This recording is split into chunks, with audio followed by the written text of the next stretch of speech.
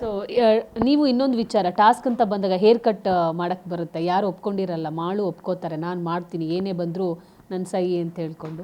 Hair style ready ಆದಮೇಲೆ ಎಷ್ಟು ಖುಷಿ ಆಯಿತು ನಿಮ್ಮನ್ನು ನೀವು ನೋಡಿದಾಗ? ಚೆನ್ನಾಗಿ ಕಾಣ್ತಾ ಇದ್ದೀರಾ. ಖುಷಿ ಆಯಿತು. ಪ್ಲಸ್ ಅಲ್ಲಿ ಏನತ್ತಪ್ಪ ಅಂದ್ರೆ ಎಲ್ಲ ಮೀಡಿಯಾದವ್ರು ಇದೊಂದು ಕ್ವಶನ್ ಕೇಳೋದು ಅಂದರೆ ಏನಾಯ್ತಪ್ಪ ಅಂದ್ರೆ ಈಗ ಒಂದು ಚಾಲೆಂಜಿಂಗ್ ಟಾಸ್ಕ್ ಇರ್ತೈತಿ. ಅದ್ರಾಗ ಇಬ್ಬರು 2 ಟೀಮ್ ಮಾಡಿರ್ತಾರೋ, ಒಂದು ರಜತನಂದ ಒಂದು ಅಶ್ವಿನ್ ಮ್ಯಾಮ್ದ. ಆ ರಜತ ನನ್ನ ಟೀಮ 2 ಸಲ ಹೋಗಿ 2 ಸಲ ಬಜರ್ ಒತ್ತಿಕಿಸಿಂದ 2 ಪಾಯಿಂಟ್ಸ್ ಆಲ್ರೆಡಿ ತೊಗೊಂಡಿರ್ತಾರೋ. ಈಗ ನೆಕ್ಸ್ಟ್ ಟೀಮ್ ಅಶ್ವಿನ್ ಮ್ಯಾಮ್ದ ಒಂದು ಚಾನ್ಸ್ ಇರ್ತೈತಿ, ಲಾಸ್ಟ್ ಚಾನ್ಸ, ಅದಕ್ಕೆ 2 ಪಾಯಿಂಟ್ ಇರ್ತೈತಿ. ಆಗ ಇದನ್ನು ಗೆದ್ರೆ ಬಜರ್ ಒತ್ತಿರ ಅಶ್ವಿನ್ ಮ್ಯಾಮ್ನ ಹೇಳ್ತನು, ಅಶ್ವಿನ್ ಮ್ಯಾಮ್ ನಾವು ಇದ್ರೊಳಗೆ ಗೆದ್ದೇ ಗೆಲ್ಲಬೇಕು, ಅದು ಏನು ಪ್ರೊಸೀಜರ್ ಬಂದ್ರೂ ರೆಡಿ ಆಗಿರೋನು, ಒಟ್ಟು ಎಲ್ಲರೂ ಕೂಡಿ ಫೇಸ್ ಮಾಡೋನು, ಯಾರಿಗೂ ಆಗೋದಿಲ್ಲ ಅಂದ್ರೂ ನಾನು ಅದನ್ನು ಫೇಸ್ ಮಾಡ್ತನು, ಮಾಡ್ತಾನೆ ಅಂತ ತಿಳಿಸಿನಿ. ಅದು ಇದೇ ಬರ್ತೈತೆ ನನಗೆ ಗೊತ್ತಿದ್ದಿರಕ್ಕಿಲ್ಲ ಅಂತ ಬತ್ತು, ಇದೇ ಕಟಿಂಗ್ ಮಾಡಿಸ್ಕೋದು ಬತ್ತು. ನಾ ಮಾಡಿಸ್ಕೋತನು, ನಾ ಅದಕ್ಕೆ ಗಟ್ಟಿ ಅದನ್ನು ಮಾಡಿಸ್ಕೋತಾನೆ ಅಂತ ತಿಳಿಸಿಂದ ರೆಡಿ ಆದೀನಿ ರೀ, ಮಾಡಿಸ್ಕೊನಿ. ಅದೇ ನನಗೆ ಮೈನಸ್ ಆಗಲಿಲ್ಲ, ನನಗೆ ಪ್ಲಸ್ ಆಗೈತಿ. ಬಿಗ್ ಬಾಸ್ ಕಡೆಯಿಂದ ರಾಕ್ ಸ್ಟಾರ್ ಮಾಡು ಅಂತ ಹೆಸರು ಸಿಕ್ತು. ಸುದೀಪ್ ಸರಿಂದ ಮಾಡು ಹಳ್ಳಿಗೆ ಹೋಗೋತನ ಇದು ಕಂಟಿನ್ಯೂ ಆಗಲಿ ಅಂತ ರಾಕ್ ಸ್ಟಾರ್ ಮಾಡು ಅಂತ ಹೆಸರು ಸಿಕ್ತು. ಅದರಿಂದ ನನ್ನ ಮಕ್ಕಳು ಮಾಡಿಸ್ಕೊಂಬಂದರು, ಅದನ್ನು ನೋಡಿ ತುಂಬ ಖುಷಿ ಆಯಿತು. ಇನ್ನೇನು ಬೇಕಾಗೈತಿ ರೀ, ಸಾಕು. ಇದೊಂದು ಸ್ಟೈಲಿ ಒಂದು ಫಸ್ಟ್ ಕ್ಲಾಸ್ ಎಲ್ಲ ನಾನು ಜನಕ್ಕೆ ಇಡಿಸುವಂಥದ್ದೊಂದು ಒಳ್ಳೆ ಸಾಂಗ್ ಮಾಡ್ತನು, ಅವ್ರಿಗೆ ಕೊಡ್ತನು. ಈ ಹೇರ್ ಸ್ಟೈಲ್ ಮೇಲೆ ಸಾಂಗ್ ಮಾಡ್ತೀರಾ? ತುಂಬ ರೀ, ಖಂಡಿತ ರೀ. ಏನು ಮಾಡ್ಕೊಂಡಿಲ್ಲ, ಒಳಗೆ ಏನು ಮಾಡ್ಕೋಕೆ ಬರೋದ್ರಿ, ಇಲ್ಲಿ ಹೊರಗೆ ಬಂದು ಮಾಡ್ಬೇಕು ರೀ, ಹೋಗಿ ರೆಡಿ ಮಾಡ್ತೀನಿ ರೀ. ಸೊ ಇನ್ನೊಂದು ವಿಚಾರ, ಈಗ ಅಶ್ವಿನಿ, ಗಿಲ್ಲಿ, ರಕ್ಷಿತಾ ಸಿಕ್ಕಾಪಟ್ಟೆ ಬೂಮಲ್ಲಿದ್ದಾರೆ. ಕಾವ್ಯ ಅವ್ರದ್ದು, ಅವರ ವ್ಯಕ್ತಿತ್ವದ ಬಗ್ಗೆ ಮಾತಾಡೋದಾದರೆ ನಿಮಗೆ ಅನಿಸಿದ್ದು ಏನು ಅಂತೇಳಿ? ಆಲ್ರೆಡಿ ರಕ್ಷಿತನ ಬಗ್ಗೆ ಹೇಳೀನಿ ರೀ. ಇನ್ನು ಅಶ್ವಿನ್ ಮ್ಯಾಮ್ ಬಗ್ಗೆ ಹೇಳ್ಬೇಕಂದ್ರೆ ಅವ್ರು ಬಂದಾಗ ಒಂದು ರೀತಿ ಇದ್ದರು, ಈಗೊಂದು ರೀತಿ ಅದಾರು. ನಾ ಅಶ್ವಿನ್ ಮ್ಯಾಮ್ಗೆ ಒಂದು ನಾಮಿನೇಟ್ ಮಾಡಬೇಕಾದ್ರೆ ಅದನ್ನ ಪ್ರತಿ 1-2 ರೀಸನ್ ಅದನ್ನ ಕೊಟ್ಟಿನಿ. ಅಶ್ವಿನ್ ಮ್ಯಾಮ್ ನೀವು ಮೊದಲನೇ ಥರ ಇದ್ದಂಗೆ ನೋಡೋಕೆ ಇಷ್ಟಪಡ್ತೀನಿ. ನೀವು ಈ ರೀತಿ ಮೌನವಾಗಿರೋದು ನನಗೆ ಇಷ್ಟ ಆಗೋದಿಲ್ಲ, ಯಾಕಂದರೆ ನೀವು ಸೌಂಡ್ ಕೇಳಬೇಕು ನಿಮ್ಮದು. ಈ ರೀತಿ ಮೌನವಾಗಿ ನೋಡಬೇಡ್ರಿ, ಜನ ಯಾವುದು ನಿಮ್ಮದು ಧ್ವನಿ ಕೇಳಬೇಕು, ನಿಮ್ಮ ಕನ್ನಡತೆ ಹೋರಾಟಗಾರರ ಥರನೇ ಇರಬೇಕು. ನೀವು ಮೌನವಾಗಿರಬೇಡ್ರಿ, ನೋಡೋಕೆ ಇಷ್ಟ ಆಗೋಲ್ಲ ಅಂತ ಹೇಳ್ತೀನಿ. ಮತ್ತು ಗಿಲ್ಲಿ ಬಗ್ಗೆ ಹೇಳ್ಬೇಕಂದ್ರೆ ಒಳ್ಳೆ ಕಾಮಿಡಿ, ಒಳ್ಳೆ ಎಂಟರ್ಟೈಮ, ಒಳ್ಳೇದು ಕೊಡ್ತಾನೋ. ಅದನ್ನು ಬಿಟ್ಟರೆ ಸ್ವಲ್ಪ ಅಂದರೆ ಒಬ್ಬರನ್ನ ರೇಗಿಸೋದಾಗಲಿ, ಒಬ್ಬರನ್ನ ಕೆಳಗೆ ಮಾಡಿ ಮಾತಾಡೋದಾಗಲಿ, ಅದೊಂದು ಸ್ವಲ್ಪ ಮಿಸ್ಟೇಕ್ ಮಾಡ್ತಾನೋ, ಸ್ವಲ್ಪ ಅದಷ್ಟು ತಿದ್ಕೋಬೇಕು. ಇನ್ನು ಬಿಟ್ಟರೆ ಟಾಸ್ಕ್ ಅಂತ ಬಂದರೆ ಸ್ವಲ್ಪ ಟಾಸ್ಕ್ ಒಳ್ಳೆ ರೀತಿಯಿಂದ ಫಿಸಿಕಲ್ ಟಾಸ್ಕ್ ಆಗಲಿ, ಯಾವುದೋ ಟಾಸ್ಕ್ ಆಗಲಿ, ಅದ್ರ ಮೇಲೆ ಇಂಟ್ರೆಸ್ಟ್ ಕೊಟ್ಟು ಆಡಿದಂದ್ರೆ ಒಳ್ಳೇದ.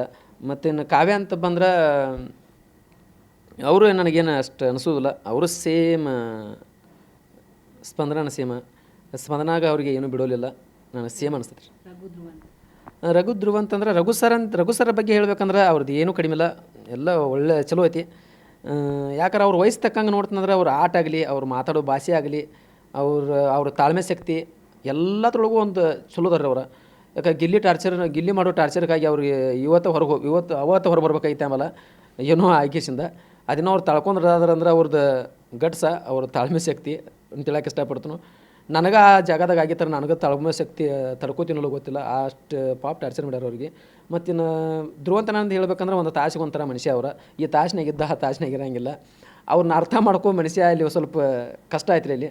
ಯಾಕಂದ್ರೆ ಅವ್ರು ಏನಾರ ಒಂದು ನೋಡಿರಂದ್ರೆ ಅದನ್ನ ಇಲ್ಲಿ ಮೊನ್ನೆ ಒಂದು ರಕ್ಷಿತಂದ ಧ್ರುವಂತನಂದು ಇಬ್ಬರು ರೂಮ್ನಾಗ ಇಟ್ಟಾಗ ಅವರು ಹುಗುತ್ನಾಗ ಧ್ರುವಂತನ ಎಲ್ಲಿದ ನನಗೆ ಗೊತ್ತಿದ್ರಿಕ್ಕಿಲ್ಲ. ಹೊರಗೆ ಬಂದ ಕೂಡಲೇ ಮತ್ತು ಅಲ್ಲಿ ಒಂದು ಯಾರ್ದಾರು ಧ್ರುವಂತನ ಯಾರನ್ನು ತೋರಿಸ್ರು, ಮತ್ತು ಹೊರಗೆ ಬಂದ ಕೂಡಲೇ ಅವ್ರದ್ದೊಂದು ಬೇರೆ ತೋರ್ಸಕತ್ರು. ಹಿಂಗೆ ಯಾಕೆ ಮಾಡಕ್ಕೆ ಧ್ರುವಂತನ ಎದ್ರ ಸಲುವಾಗಿ ಮಾಡತ್ತಾರ ಅಂತ ತಿಳಿಸಿ ನನಗೂ ಸ್ವಲ್ಪ ಕನ್ಫ್ಯೂಸ್ ಆಯಿತು. ಇಲ್ಲಿ ಬಿಡು, ಧನುಷ್ ಅಂದ್ರೆ ಒಂಥರ ಏನಂತಾರೆ ಇದು ಗುಡ್ ಬುಕ್ಸ್ ಇದ್ದಂಗೆ ರೀ. ಎಲ್ಲರಿಗೂ ಗುಡ್ ಆಗಿ ಹೋಗ್ಕೊಂಡ್ರು. ಒಟ್ಟು ಅಂದರೆ ಈಗ ಜಗಾಡಿದಂದ್ರೆ ಇಲ್ಲಿ ಸಮಾಧಾನ ಮಾಡೋದು, ಅಲ್ಲಿ ಸಮಾಧಾನ ಮಾಡೋದು. ಒಟ್ಟು ಒಳ್ಳೆ ಒಂಥರ ತೋರಿಸ್ಕೊತಾನು, ಅದು ಬ್ಯಾಡ ಅನಿಸ್ತೈತಿ.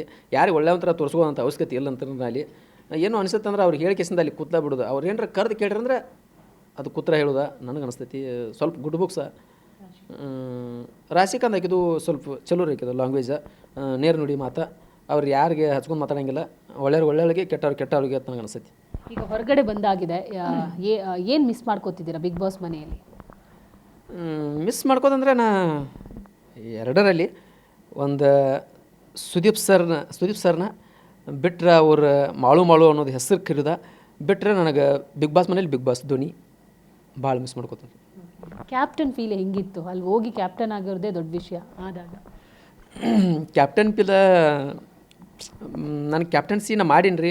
ಒಂದು 2-3 ದಿವಸ ನಾನು ಕ್ಯಾಪ್ಟನ್ಸಿ ಮಾಡಕ್ಕೆ ಬರ್ತೈತಿ. ನಂದೇ ಅದು ರೂಲ್ಸ್ ಫಾಲೋ ಮಾಡಿ ನಂದೇ ಅದೇನೈತೆ ಅದನ್ನೆಲ್ಲ ಮಾಡಿ ಒಂದು ಚಟುವಟಿಕೆ ಎತ್ತು ಬಂದಾಗ ನನಗೆ ಏನು ಅನಿಸಿತ್ತು, ನಾ ಹಳ್ಳಿ ಪ್ರಕಾರ ತಿಳ್ಕೊಂಡ ಪ್ರಕಾರ ನನ್ನ ಅನಿಸಿಕೆ ಪ್ರಕಾರ ನಾ ಹೇಳೀನಿ. ಅದೆಲ್ಲೋ ಒಂದು ಸ್ವಲ್ಪ ರಾಂಗ್ ಅನಿಸಿದ ಮೇಲೆ ಸುದೀಪ್ ಸರ್ ನನಗೆ ಮಳು ಹಿಂಗೈತೆ ಅಂದಾಗ ಅದಕ್ಕೆ ನಾ ತಿಳ್ಕೊಂಡ ಪ್ರಕಾರ ನಾ ಬೆಳೆದ ಪ್ರಕಾರ ನನ್ನ ರೀತಿ ಪ್ರಕಾರ ನನ್ನ ವ್ಯಕ್ತಿತ್ವ ಪ್ರಕಾರ ನಾನು ಹೇಳೀನಿ ಸರ್. ಅದರಿಂದ ನಂದು ಏನಾರು ತಪ್ಪಾದ್ರೆ ಕ್ಷಮೆ ಇರಲಿ ಸರ್ ಅಂತ ಕ್ಷಮೆನೂ ಕೇಳಿ ಆಯ್ತು ಮಳು ಓಕೆ ಆತಂದರು. ಕ್ಯಾಪ್ಟನ್ಸಿ ಒಂಥರ ಖುಷಿ ಆಯಿತು ಒಂಥರ ನನ್ನ ಜನರು ನೋಡಿದಂಗೆ ಆಯಿತು. ನನ್ನ ಕ್ಯಾಪ್ಟನ್ಸಿ ನನಗೆ ಪ್ಲಸ್ಸು ಆಯಿತು. ನಿಮ್ಮ ಪ್ರಕಾರ ಫೈನಲಿ ಯಾರು ಕಪ್ ಗೆಲ್ಲಬೇಕು, ಯಾರು ಫೈನಲಿಸ್ಟಿಗೆ ಬರಬೇಕು? ಈಗ ನಾವು ಒಬ್ಬರೇ ಗೆಲ್ಲಬೇಕಂದ್ರೆ ಸ್ವಾರ್ಥಕತೆ ಯಾಕಂದ್ರೆ ನಾ ಇದ್ನಾರ ನಾನು ಗೆಲ್ಲಬೇಕು ಅನ್ನೋದು ಇದನ್ನಿತ್ತು ನನ್ನ ತಲೆಯಾಗಿತ್ತು. ನಾನು ಗೆಲ್ಲಬೇಕಾ, ಕಪ್ ತರಬೇಕಾ, ನನ್ನ ಜನರ ಮುಂದೆ ಆ ಸೆಲೆಬ್ರೇಷನ್ ಮಾಡಬೇಕನ್ನೋದು ಭಾಳ ಹಠ ಇತ್ತು. ಇಷ್ಟು ಚಂದ ನನ್ನ ನಾಮಿನೇಷನ್ ಅಂದ್ರೆ ಸೇವ್ ಮಾಡಿಕೆಸ್ ನಾನು ಇಷ್ಟು ಅಂದ್ರೆ ಅವ್ರ ನಂಬಿಕೆನ ಉಳಿಸ್ಕೋಬೇಕು ಅನ್ನೋ ಭಾಳ ಹಠ ಇತ್ತು. ಈಗ ನೋಡ್ತಂದ್ರೆ ನನಗೆ 4 ಜನ ಕಾಣ್ತಾರೋ, ಅದ್ರಾಗ ಯಾರು ಒಬ್ಬರು ತರ್ತಾರೆ ಅನ್ನೋದು ನನಗೆ ಇಲ್ಲಿ ಒಬ್ಬರ ಹೆಸರಂತೆ ಹೇಳೋಕ್ಕಾಗಲ್ಲ ಮ್ಯಾಮ್. ಯಾಕೆ ಹೇಳೋಕ್ಕಾಗಲ್ಲ ಅಂದರೆ ಈಗ ನಾನು ನೋಡಿದ ಪ್ರಕಾರ ಅಲ್ಲಿ ಬೇರೆ ಐತಿ, ಇಲ್ಲಿ ನೋಡಿದ ಪ್ರಕಾರ ಇಲ್ಲಿ ಬೇರೆ ಐತಿ. ಇಲ್ಲೊಂದು ಬೇರೆ ಫೋಟ್ರಿ ಆಗತೈತಿ, ಅಲ್ಲಿ ಒಳಗಿದ ಒಂದು ಬೇರೆ ಆಗತೈತಿ. ಯಾಕಂದ್ರೆ ಇಲ್ಲಿ ತಾಸಿಗೊಂದಿದ್ದು ಸುದ್ದಿ ಸಾಹಸಿನಾಗಿರಂಗಿಲ್ಲ. ಹೆಂಗಂದ್ರೆ ಈಗ ನನಗೆ ರಘು ಸರ, ಗಿಲ್ಲಿ ಆಯಿತು, ರಕ್ಷಿತಾ ಆಯಿತು, ಧನುಷ್ ಆಯಿತು, ಇವ್ರು 4 ಜನ ಮೇಲೆ ಐತಿ. ಯಾಕಂದರೆ ನಾವು ಒಳ್ಳೆ ಒಂದು ಫಿಸಿಕಲ್ ಆಡೋ ಕ್ಯಾಂಡಿಡೇಟ್ಗಳು ಒಂದಿಟ್ಟು ಹೊರಗೆ ಬಂದು ನಾ ಆಯ್ತಿವ್ರು ಸೂರಜ್ ಆಯಿತು. ಹಿಂಗೆ ಅವರೇ ಇರ್ತಾರೋ ಅವರೇ ಬರ್ತಾರೋ ಅನ್ನೋದು ಏನು ಗ್ಯಾರಂಟಿ ಐತಿ? ಯಾರು ತರ್ತಾರತ್ ನಾ ಯಾವ ಭರೋಸೆ ಮೇಲೆ ಹೆಂಗೆ ಹೇಳಿ? ನನಗೆ ಹೆಂಗೆ ಗ್ಯಾರಂಟಿ ಕೊಡ್ರಿ? ನಾನು ಅವ್ರು 4 ಜನದ ಮೇಲೆ ಫೈಟ್ ಆಗ್ಬೋದು, ಅವ್ರು 4 ಜನದಲ್ಲಿ ಒಬ್ಬರು ತೊಗೋಬೋದು ನನ್ನ ಅನಿಸಿಕೆ. ಸೊ ಉತ್ತರ ಕರ್ನಾಟಕದ ಮಂದಿ ನಿಮ್ಮನ್ನು ತುಂಬ ಇಷ್ಟಪಡ್ತಾರೆ. ಸೊ ಮುಂದೆ ಕನ್ನಡ ಇಂಡಸ್ಟ್ರಿಗೆ ಚಿತ್ರರಂಗದಲ್ಲಿ ಸಿನಿಮಾ ಮಾಡಬೇಕು ಅನ್ನೋ ಆಸೆ ಇದೆಯಾ, ಅಥವಾ ಅಲ್ಲಿ ಮತ್ತೆ ಆರ್ಕೆಸ್ಟ್ರಾ ಆಗಿರ್ಬೋದು ಈ ಥರ ಮುಂದುವರಿಸೋ ಪ್ಲ್ಯಾನ ಏನು ಅಂತ? ಬರ್ಬೋದು ರೀ, ಬರ್ತಾವತ್ತು ಅಂದ್ಕೊಂಡು ಯಾವುದೂ ಆಗಲಿ ಒಂದು ಸ್ವಲ್ಪ ನಾವು ವಿಚಾರ ಮಾಡಿ ನಾನು ಒಂದು ಸ್ವಲ್ಪ ಅದನ್ನು ಕುಂತು ವಿಚಾರ ಮಾಡಿ ಇದನ್ನು ಮಾಡಬೇಕು ಮಾಡಬಾರ್ದು, ಇದು ಮಾಡಿದರೆ ಏನಾಕೈತಿ, ಮಾಡಿದರೆ ನನಗೆ ಒಳ್ಳೇದಾಕೈತಿಲ್ಲೋ, ನನ್ನ ಜನ ಇಷ್ಟಪಡ್ತೈತಿಲ್ಲೋ, ಅದು ನನ್ನ ಜನರ ಮೇಲಿಂದ ನೋಡ್ಕೊಂಡು ಅದನ್ನು ಡಿಸೈಡ್ ತೊಗೋತೀನೋ. ಮತ್ತು ಈಗ ಅದೇ ಅಂತ ಬಿಡಂಗಿಲ್ಲ. ನಂದಂತ ಇದು ಕಂಟಿನ್ಯೂ ಜರ್ನಿ ಇರೋದೈತೆ. ಸಾಂಗ್ ಮಾಡೋದು, ವಿಡಿಯೋ ಮಾಡೋದು, ಅಪ್ಲೋಡ್ ಮಾಡೋದು ಅಂತ ಇದ್ದೇ ಇರ್ತೈತಿ. ಬೇರೆ ಕಡೆ ಹೊರಗೇನೆಂದರೆ ಏನೂ ಬಂದ್ರೂ ಸ್ವಲ್ಪ ತಾಳ್ಮೆ ಶಕ್ತಿ ತೊಗೊಂಡು ಸ್ವಲ್ಪ ವಿಚಾರ ಮಾಡಿ ಎಲ್ಲರನ್ನೂ ಕೇಳಿ ನನ್ನ ಜನಕ್ಕೆ ಇಷ್ಟ ಆಕೈತಿಲ್ಲೋ ಮೊದಲು ಅದನ್ನು ನೋಡ್ಕೊಂಡು ಆನಂತರ ಅದಕ್ಕೆ ಕೈ ಹಾಕ್ತಾನೆ. ಕೊನೆಯದಾಗಿ ಕಾರ್ಯಕ್ರಮ ಮುಗಿಸ್ತಾ ಇದ್ದೇನೆ, ಒಂದು ಹಾಡಿನ ಮೂಲಕನೇ ಮುಗಿಸೋಣ. 1-2 ಲೈನ್ ಹಾಡ್ಬಿಡಿ. ಈಗ ಒಂದು ಲವ್ ಫೀಲಿಂಗ್ ಹಾಡೋಣ ರೀ. ಯಾಕಂದ್ರೆ ಒಂದು 2-3 ಇಂಟರ್ವ್ಯೂದಾಗ ಬರೀ ಅವನ ಜೋಶ್ ಸಾಂಗ್ ಹಾಡೋದಾಗೈತಿ. ಓಕೆ, ಇದೀಗ ನೋಡಿ ನಾನು ಯೂಟ್ಯೂಬ್ದಾಗ ಒಂದು 10-11 ದಿವಸ ಆಯಿತು ಅಪ್ಲೋಡ್ ಆಗಿ ಸಾಂಗ. ನಿನ್ನ ಮೈಯ ಚಟಕ ಪ್ರೀತಿಸಿಲ್ಲ, ನೀ ಏನ ತಿಳ್ಕೊಂಡಿ ಗೊತ್ತಿಲ್ಲ. ನಿನ್ನ ಮೈಯ ಚಟಕ ಪ್ರೀತಿಸಿಲ್ಲ, ನೀ ಏನ ತಿಳ್ಕೊಂಡಿ ಗೊತ್ತಿಲ್ಲ. ನನ್ನಷ್ಟು ಯಾರೂ ಹಚ್ಚಿಕೊಂಡಿಲ್ಲ, ಗೆಳತಿ ಮರತ ಬೀಡ ಏನುಳದಿಲ್ಲ. ನನ್ನಷ್ಟು ಯಾರೂ ಹಚ್ಚಿಕೊಂಡಿಲ್ಲ, ಗೆಳತಿ ಮರತ ಬೀಡ ಏನುಳದಿಲ್ಲ.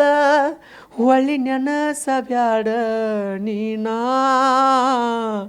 ಸುಡು ಬೆಂಕ್ಯಾಗ ಮಲಿಸಿದಿ ನನ್ನ. ಹೊಳ್ಳಿ ನೆನಸಬ್ಯಾಡ ನೀನಾ, ಸುಡು ಬೆಂಕ್ಯಾಗ ಮಲಿಸಿದಿ ನನ್ನ. ಮರೆಯುವೇಣ ಮರೆಯುವೇಣ ಮರೆಯುವೇಣ ಮರೆಯುವೇಣ. ಥ್ಯಾಂಕ್ ಯು, ಒಳ್ಳೆಯದಾಗಲಿ. ಆಗಿದ್ದು ಆಗೋಗಿದೆ, ಹೊರಗಡೆ ಕೂಡ ಬಂದಿದ್ದೀರಾ, ಒಳ್ಳೊಳ್ಳೆ ಪ್ರಾಜೆಕ್ಟ್ಗಳು ಸಿಗಲಿ, ಕನ್ನಡ ಇಂಡಸ್ಟ್ರಿಯಲ್ಲಿ ಇನ್ನಷ್ಟು ಮಿಂಚಿ ಉತ್ತರ ಕರ್ನಾಟಕ ಮಂದಿಗೆ ಇನ್ನಷ್ಟು ಎಂಟರ್ಟೈನ್ಮೆಂಟ್ ಕೊಡಲಿ ಅನ್ನೋದೇ ನಮ್ಮ ಆಶೆ. Thank you so much. ನಿಮ್ಮ ನಿರೀಕ್ಷೆ, ನಾನು ಮೇಲಿಟ್ಟಿರೋ ಪ್ರೀತಿ ಅಭಿಮಾನ ಉಳಿಸ್ಕೋತೀನಿ. ಮಾಡುವಂಥ ಕೆಲಸ ನಿಮ್ಮ ಮನಸ್ಸಿಗೆ ಬಂದ್ರೆ ಮಾಡೇ ಮಾಡ್ತೀನಿ. Okay, thank you so much. ನಮಸ್ಕಾರ. ಉತ್ತರ ಕರ್ನಾಟಕದಿಂದ ಬಂದು ಬಿಗ್ ಬಾಸ್ನಲ್ಲಿ ಪ್ರತಿ ಪ್ರೇಕ್ಷಕನಿಗೂ ರಂಜಿಸಿದಂಥ ಮಾಳು ಇದೀಗ ಹೊರಗಡೆ ಬಂದಿದ್ದಾರೆ. ಒಂದಿಷ್ಟು ಅನುಭವಗಳನ್ನು ಹಂಚಿಕೊಂಡಿದ್ದಾರೆ. ಸೊ ಮುಂದೆ ಸಾಕಷ್ಟು ಪ್ರಾಜೆಕ್ಟ್ಗಳನ್ನು ಮಾಡಬೇಕು ಅನ್ನೋದು ಕೂಡ ಅವರ ಅಭಿಪ್ರಾಯ. ಕ್ಯಾಮರಾ ಪರ್ಸನ್ ಸಂದೇಶ್ ಜೊತೆ ದೀಪಿಕಾ, ಪವರ್ ಟಿವಿ, ಬೆಂಗಳೂರು.